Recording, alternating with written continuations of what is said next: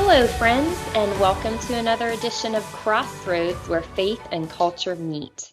I'm your host, Rita Peters, along with my co-host, Mark Meckler, who is Convention of State President and co-founder. Mark, how's it going today? I'm good. I love doing this. And especially, I love doing Crossroads with you, but specifically, I love talking about servant leadership. So I'm really excited about today's program. Yeah, me too. It's a good one. It's packed, though. We have a lot of material to get through. So, for those of you who maybe are just joining us for the first time, today is the third in our 10-week series of programs on the whole concept of servant leadership. And Mark, I want to remind everyone listening that this material is not just for business leaders in some sort of an office setting. That's usually where you hear talk of, learning leadership principles. But learning the concepts of servant leadership is really about learning how to impact and influence the people around us. And that is really central to what our Crossroads program is all about, impacting our culture with biblical truth. Mark, would you agree that these principles are useful in all walks of life? Oh, for sure. And I think a lot of people who might be listening think, well, I'm not a leader. I'm not in any position of leadership. And I want people to understand, I hope they'll understand that everybody's in a position of leadership. And you go out and you live your life. And if you're married, you have a position of leadership in your family. If you have kids, you're leading your kids. If you have coworkers, even if you're not a manager, you're leading by example. And also remember that discipleship is leadership. So if you're out there, if you're living the Great Commission, if you're working to introduce people to Christ and you're helping to make disciples, that's the ultimate form of servant leadership. So whether you're a mom or a grandma or you work at Starbucks or whatever, you're absolutely involved and can be a better servant leader. Yeah, that's right. And we are called to a life of discipleship, right? So, as a reminder, we are walking through the book called Servant Leadership by David Kunert. That's Kuhnert. We are using the first edition of the book as our guide, and you can buy the book on Amazon. Just look for Servant Leadership by David Kunert. Now, back with us today for what might be the final time in our series is Chris Thomas, who's going to help us walk through chapter 3. Chris is a mentor and a coach on this topic of servant leadership. So, Chris, welcome back to the program.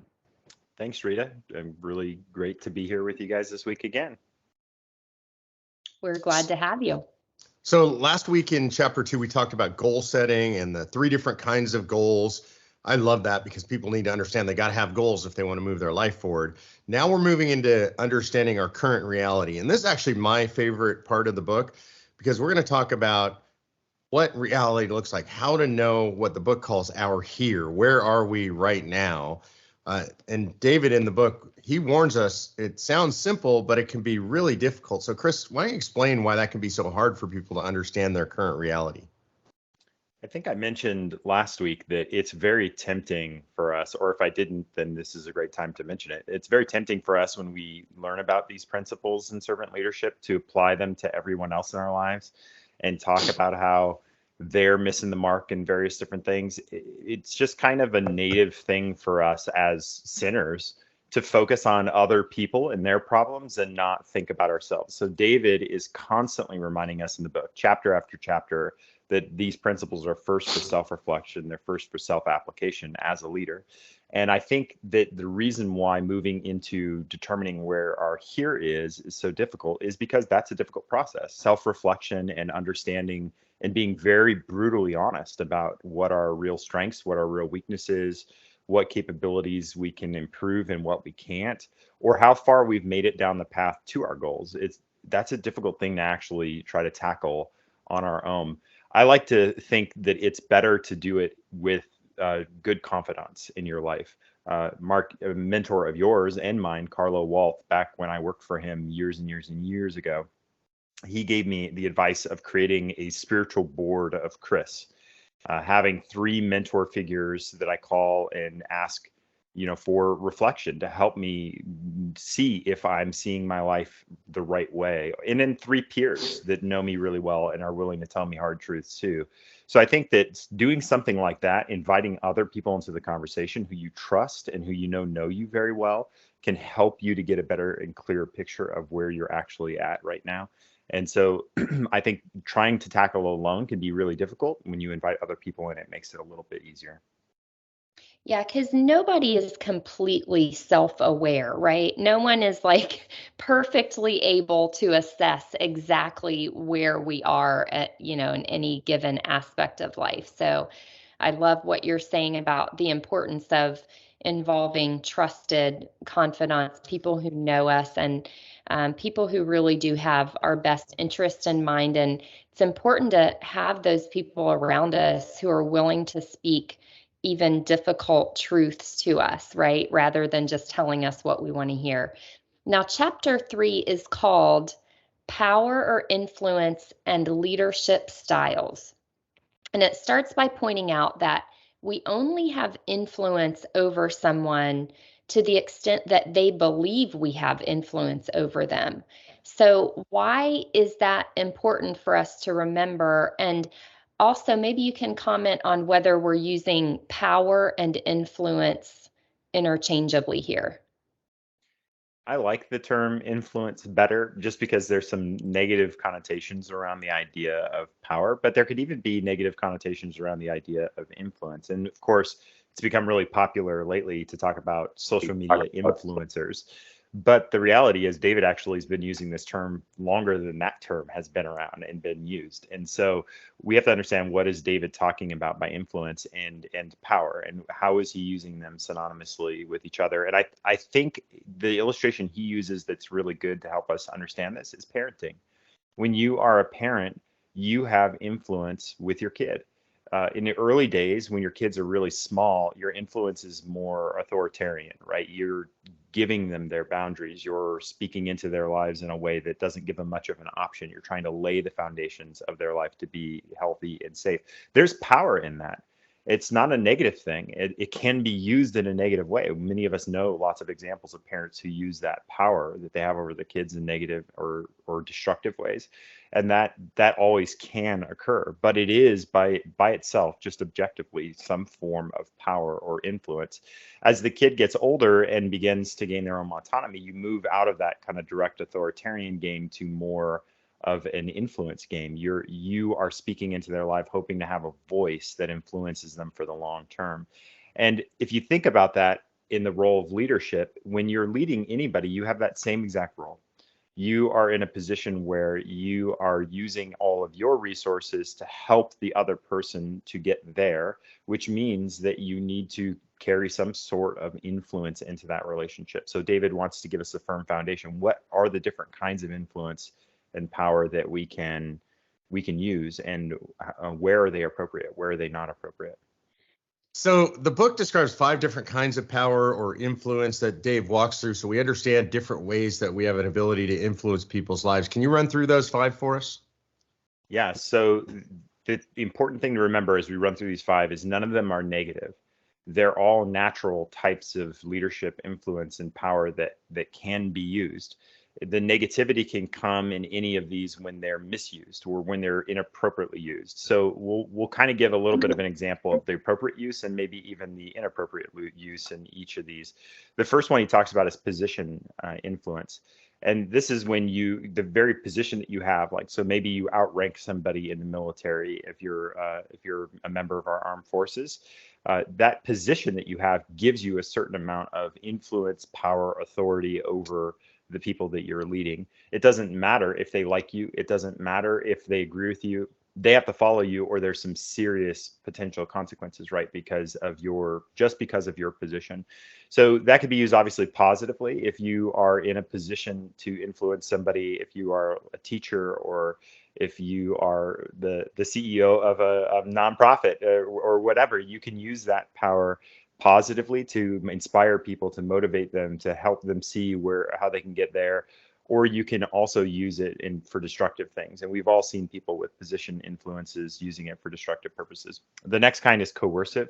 Coercive influence is probably the one we tend to think of as negative the most. But honestly, if you want to think about who exerts coercive influence the most in our society, it's probably our law enforcement. And if there is somebody running through the streets with a gun wildly shooting at others, we want our police officers to have coercive influence. We want them to use whatever power they possibly can, whether that's lethal or less than lethal force to stop the person. We want them to do that.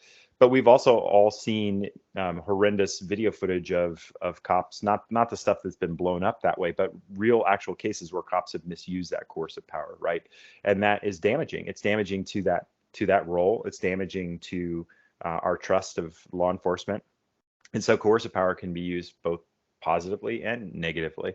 The next that he talks about is reward influence. Reward influence is being able to give somebody a benefit for them doing what was right. So if you're a boss, noticing that your employee is doing really well and then giving them a bonus or giving them a raise would be a type of reward influence. Or maybe if you are a teacher, giving somebody an A because they did really well on their essay, that would be kind of a type of reward influence. But we've also seen people who use reward influence in negative ways. My dad used to work in automotive mechanics, and he didn't play the game of the internal politics of the shop very well. And so he would get assigned jobs that were the worst jobs, the jobs that took the longest to do and had the least amount of pay. And others who played the game better got assigned the primo jobs, the jobs that would be rated for 90 minutes, but would really take 45 minutes to do. And so they would make a lot more money than my dad because he wasn't playing the game in the office. That's reward influence that's being used poorly, right? Where it's rewarding the wrong thing. Expert influence. Expert influence is somebody, this is the next kind of influence David talks about. It's somebody who has an expertise, somebody who is trained and has experience that gives them the ability to speak authoritatively on something. And so we have one within Convention of States, Ralph Nadelson, incredible expert influencer, incredible expert power, and his use of it is incredible too. I respect Professor Nadelson incredibly. Just from little interaction I've had with him, he's an incredible man. And so his expert influence is used positively, used to build up, used to inform. But we've seen maybe some figures in public life recently, I won't say any names, who maybe use their expertise, years and years of influence, leading a certain bureaucracy and other things to do things that we don't agree with, right? That shouldn't have been done. And so expert influence can also be used poorly. The last kind of influence that he talks about is referent influence. And this is actually the crux of the chapter more than anything. These other kinds of influence are to make us aware of how those influences work and how they could be used positively or negatively. But his point is really to get to this last kind, referent influence. This is the kind of power influence that you have when other people just see you living life so well, they give you their respect. They give you their ability to be influenced. They want to be influenced by you because they see how well you're living your life. Now, I would say that this of the five is the only one that can't be used negatively, particularly, right? Because if you really are a referent leader, you're not going to use it to tear down. You're not going to use it in an inappropriate way. You're going to use it to build always. And so if you've worked to and you are trying to be a referent leader, you won't abuse that power. You will actually really genuinely care about others and serve them with everything that you have. Yeah. So thanks, David. That's really helpful. Just the way David goes through each of those types of influence or power. And I know, we can all think about different people who have those types of influence in our own lives. And then we need to think about who we have those types of influence over. And Chris, David makes it really clear, as you said, that referent power is the one that we're aiming for. And it seems like it's possible for anyone to obtain it. So he goes into a discussion about the tenets of referent power. So explain those for us. So he gives us something that's based off of actually a program that was in the Army when he was in the Army, called the Comprehensive Soldier Fitness Program. And it looks at your life through the mental model of like a structure, a house, where you have a foundation. The foundation is your values. And then on top of that foundation are the different areas of your life. Now, in the comprehensive soldier fitness program, there was 5 pillars. And those pillars, I think, were the physical, um, mental, emotional, social, family, team pillar, and spiritual pillar. I think they left off the financial pillar, which is one that David adds on, and he gives 6 pillars. And then he references those pillars as holding up your transcendent there, the roof of that structure of the mental model of your life that is resting on your values, is lived out in the areas of your life, and then it holds up your transcendent there, the thing that is guiding your life towards your life purpose, your life direction. And so those, essentially what he says is that those pillars are the areas that we gain referential influence when we live each area of our life well. And he lists them in a very particular way that I really like. It's in order of impression. So he says your first impression of somebody is going to be their physical impression, right? So when you first meet someone, it's hard to not be influenced by the way they look, by the way they carry themselves, by how they dress, by how they keep their hygiene, all of that stuff. And then when you start to get to know them, you'll start to get to know their social pillar, whether or not they're friendly, affable to other people, they can carry good conversation and read the room. Then you start to learn a little bit about their mental, emotional ability. Are they smart? Are they emotionally capable in understanding the emotions of people around them and their own? Then if you start to get to know them even more, you get to know how they treat the people closest to them, their family or team pillar. And it isn't until you get to know somebody really well do you start to get to really know their spiritual aspect of their life, or at the very, very tail end of the impressions, their financial aspect. And you might not ever actually really know their financial aspect. Just because somebody's rich doesn't mean that they're healthy financially. I know a lot of poor people who use their money in incredibly healthy ways and are very smart with money. And I know a lot of poor people or a lot of rich people who blow their money. And so having money isn't the issue. It's how you steward it. And really, actually, all 6 of those pillars are about stewardship. How do you steward these areas of your life? How do you take care of them? And how do you honor God in each one of those categories? So he talks about how being able to make goals in each of these pillars that can then strengthen your transcendent there as you strengthen each of those pillars. So we got to put energy into those pillars for them to be able to grow.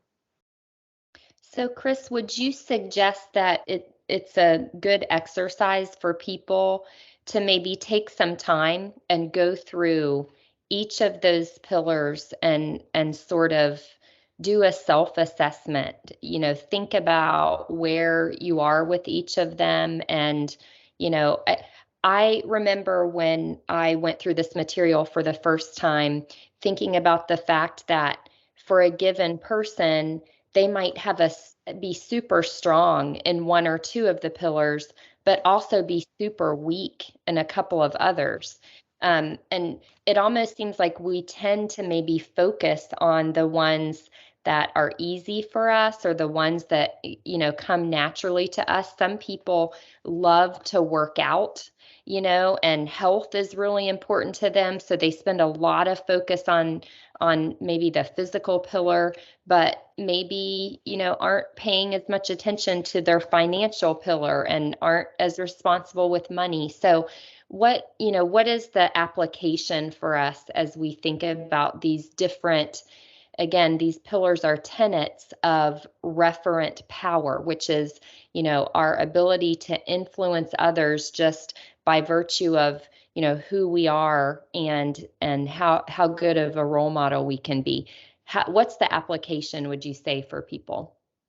Yeah, I used to think that the pillars should be our focus, right? That we would work on the 6 pillars. But then I had conversations with David Kunert, and I also had conversations with a couple at King's College that are using servant leadership pretty extensively in partnership with Tim Dunn.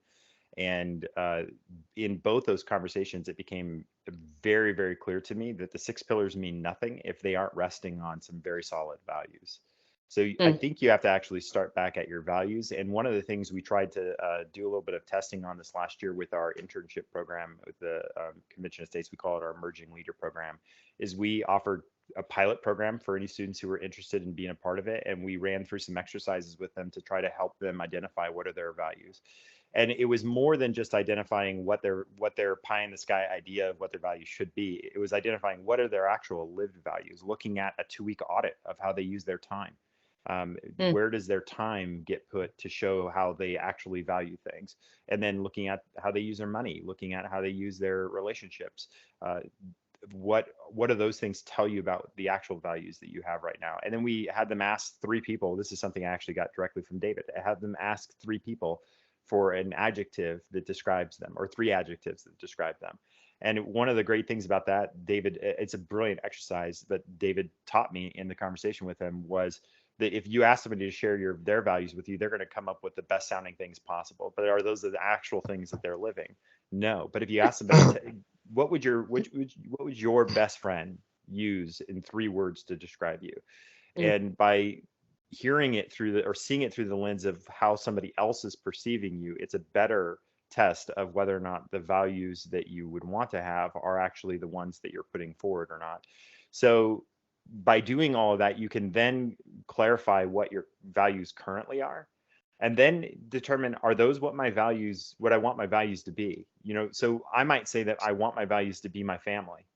But if I spend almost no time with my family and I spend no time caring for my kids and my wife and taking care of my house and other things like that, is that really a priority for me? Is that really a value? No, it's not. Whatever I am spending my time, my money, and my energy and relationships on, that is my value. So if I want family to be my value, now I can look at my 6 pillars and say, where am I missing in my 6 pillars in my value of putting my family first?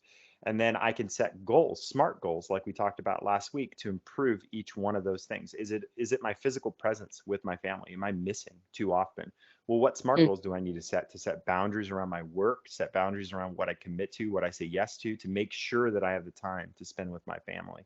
And so I think it really starts with that base level in application with your values. And once you know what your values are, once you say, here, this is my value system, then you could start looking at your pillars and say, do these pillars reflect those values? And if they don't, then that's when you start setting smart goals for yourself to start moving the direction of living those values out in each of those pillars. And then that'll develop referent leadership over time. But it takes time.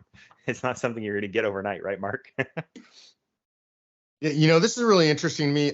It's so funny because I've taught this book for a long time, Chris, and every time, especially get to this section, I start to turn inward and think, am I really living my values?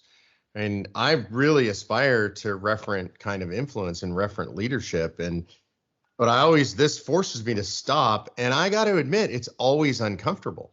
And so this is not easy stuff that we're talking about, but this is also literally just directly out of the Bible. If you're trying to live a Christian life, the question isn't how much scripture you know. The question isn't how often you go to church. The question is, how are you living your life? You say you have a value set that you've adopted because you're a Christian and you believe that Jesus Christ is your savior. But then the question is, really, are you living that life? And that's what we're talking about here, about doing a self-assessment, having friends look at you, and you're asking them to tell you, are you living the Christian life? Because that's your value set, I'm presuming, if you're listening to the show. So I think this is really important.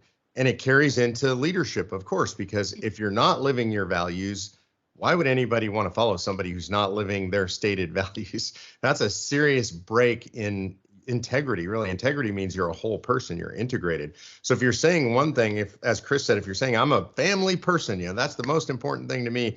And meanwhile, your family is like, yeah, we never see dad. We never see him. All they do is work, or, whatever it is, that all they do is focus on working out. They're a triathlete and that's all they care about. And they burn their time doing that instead of on us. Other people see that. Trust me, they see it from the outside a lot more clearly than we see it from the inside. And so this is really important, this concept of integrity, living out your values. And again, on a personal level, I find it's not easy.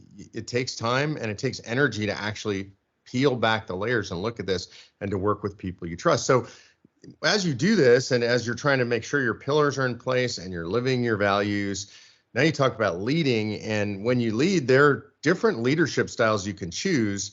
And I really recommend you choose a leadership style, because if you don't choose, then you're just doing it randomly. So he talks about leadership styles in the book, David does. Can you briefly run us through what he talks about as far as different leadership styles?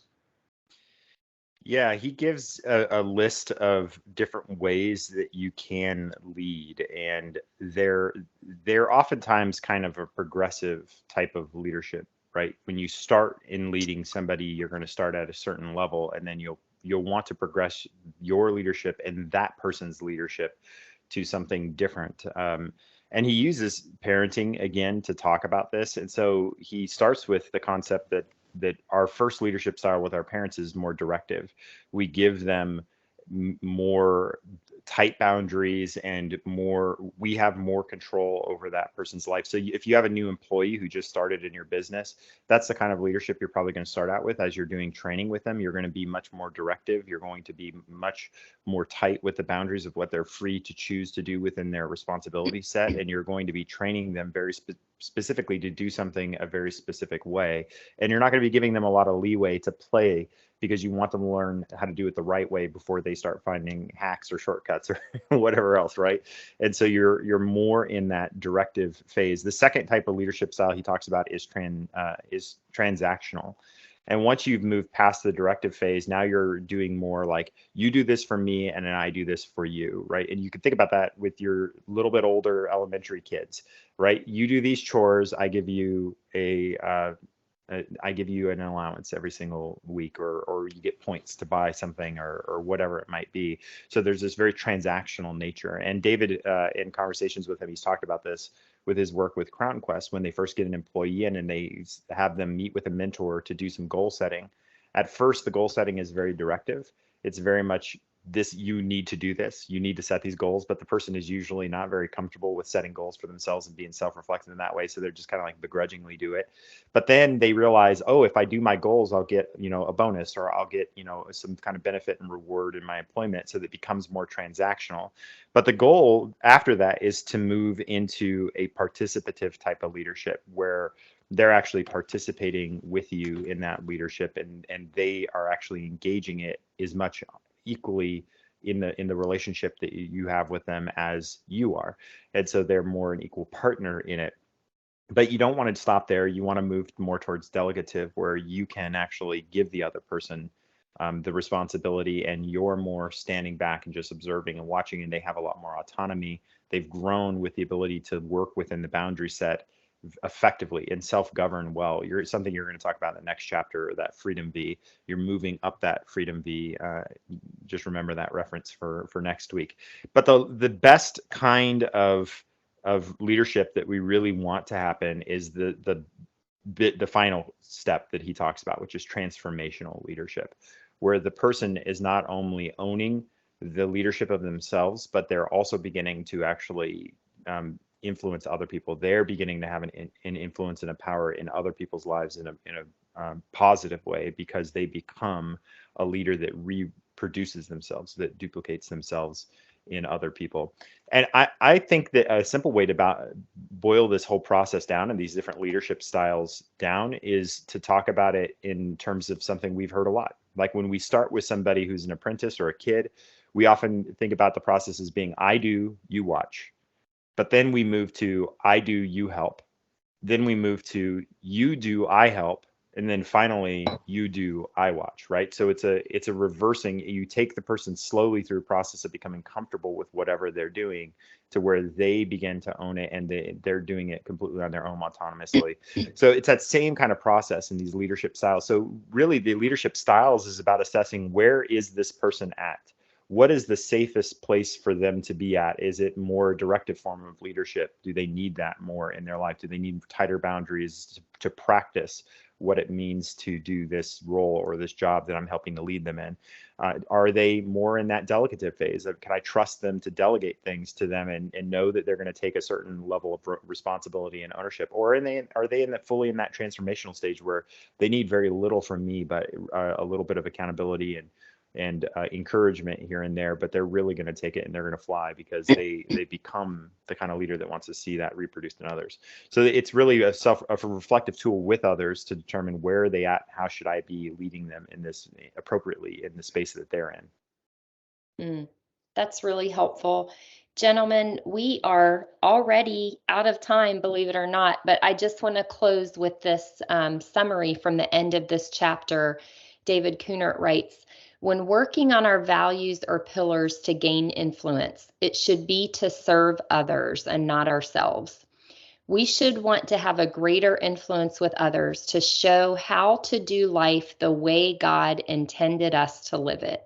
This influence through referent power helps us use transformational leadership to create a culture of giving and serving others. And gentlemen, it's an honor to have had you both here because you are both great examples of doing that. And unfortunately, we've got to close. So I want to end by thanking our generous sponsors at Blue Ridge Chimney Services, Blessings Christian Bookstore, Sunshine Ministries, Wishing Well Florists, and our good friends at New Beginnings Church and Garber's Church of the Brethren. Thank you all for listening and for your financial support. If you'd like to make a donation to help keep Crossroads on the air, you can do so by check to Crossroads at P.O. Box 881, Harrisonburg, Virginia 22803. I'm Rita Peters with Mark Meckler, inviting you to join us again next week for another edition of Crossroads, where faith and culture meet.